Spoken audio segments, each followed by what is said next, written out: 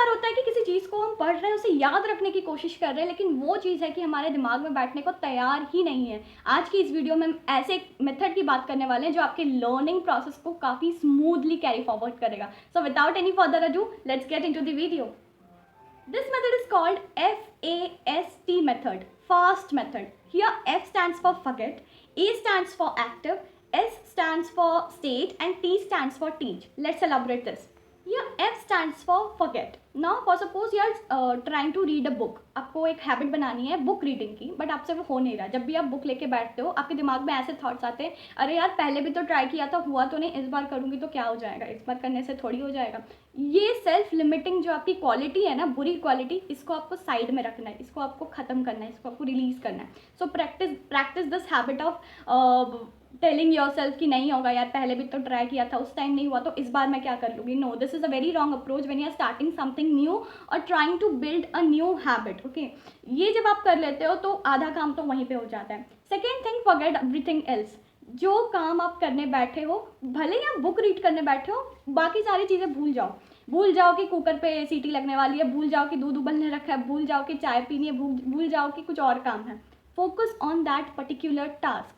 आप book read कर रहे हो, भले ही आप 10 मिनट बुक रीड करो इनिशियल स्टेज में, बट मेक श्योर कि आप वही काम सिर्फ कर रहे हो। इससे क्या होगा, आपको एक कॉन्फिडेंस आएगा। अभी तो नहीं आएगा, लेकिन जैसे जैसे आप आगे बढ़ते जाओगे, डेली जब ये प्रैक्टिस में आपकी आएगी, आपको ये कॉन्फिडेंस देना चालू कर देगा।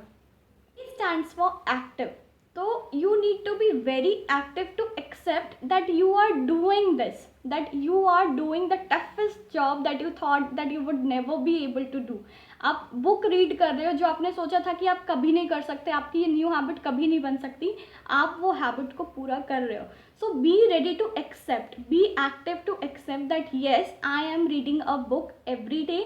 भले ही मैं 10 मिनट के लिए पढ़ रही हूँ, लेकिन मैं पढ़ तो रही हूँ। सो that acceptance, that sense of acceptance should be there with you. S stand for state. अब मैं वो सिटी कंट्री वाली स्टेट की बात नहीं कर रही हूँ, मैं आपकी स्टेट ऑफ माइंड की बात कर रही हूँ।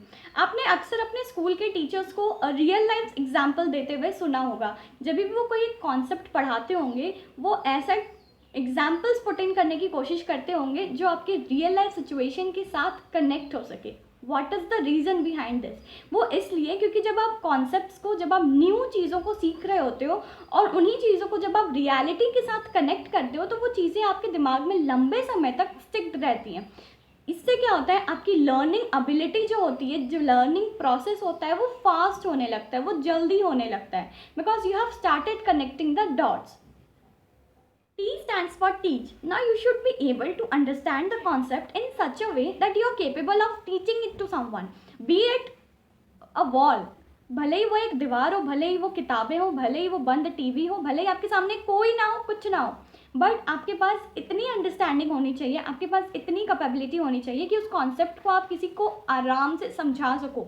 फॉर सपोज आपके पास कोई आता है और आपको बोलता है कि आपने ये जो बुक पढ़ी है उसकी एक समरी बताओ, तो you should be able to communicate your words through that capability. आपके पास वो एबिलिटी होनी चाहिए कि आप आपने जो पढ़ा है, आपने जो समझा है, आप उसको किसी और को ट्रांसफ़र कर सको, वो किसी और को सिखा सको।